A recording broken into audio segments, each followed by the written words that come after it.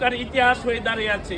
ঢাকা বিশ্ববিদ্যালয়ের ছাত্ররা যখন এই দেশে অন্যায় অবিচার শুরু হয়েছিল তখনই কিন্তু এখান থেকে আন্দোলনে ঘনীভূত হয়েছিল সারা বাংলাদেশে।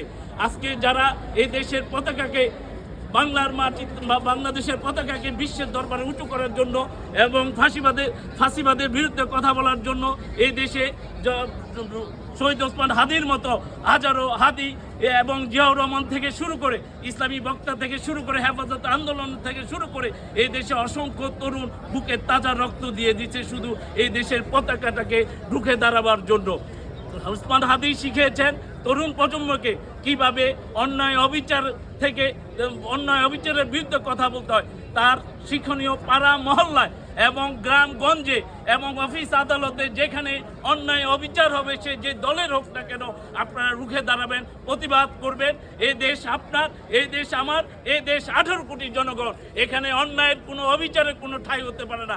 আপনারা জানেন 5 আগস্টের পর কি করে মানে পাড়া মহল্লায় রাস্তাঘাটে আপনার আর আমার স্বাভাবিক জীবনটাকে অস্বাভাবিক করে দিয়েছে কিছু গোষ্ঠী রাস্তায় ফুটপাত দোকান বসিয়ে নীরবে এক ধরনের চাঁদাবাজি করছে।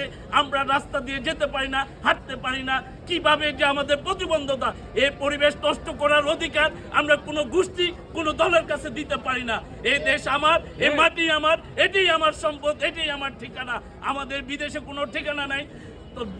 রাষ্ট্রপতি জিয়াউর রহমান আদর্শের সৈনিক ছিলেন, জিয়াউর রহমানের আদর্শের সৈনিক ছিলেন, খালেদা জিয়ার আদর্শের সৈনিক ছিলেন, সে ইসলামের একজন সৈনিক ছিলেন। সে সর্বস্তরে তার জ্ঞানের প্রতিভা এ দেশের মাটিতে রেখে গেছেন। হাদি সাহেবকে শ্রদ্ধার সাথে আমরা স্মরণ করি। তাকে এই দেশের রাষ্ট্র যে বীরের মর্যাদা দিয়েছে এবং আমাদের বিদ্রোহী কবি কাজী নজরুল ইসলামের সাথে তাকে সমাধিত করেছে, এর চেয়ে মর্যাদা ইতিহাসে আমার মনে আর কিছু হতে পারে না। আমরা রাষ্ট্রের কাছে, জনগণের কাছে আমি জিয়াউর রহমান ধন্য এবং কৃতজ্ঞতা সকল জনগণের পক্ষ থেকে কৃতজ্ঞতা প্রকাশ করলাম। ধন্যবাদ সবাইকে।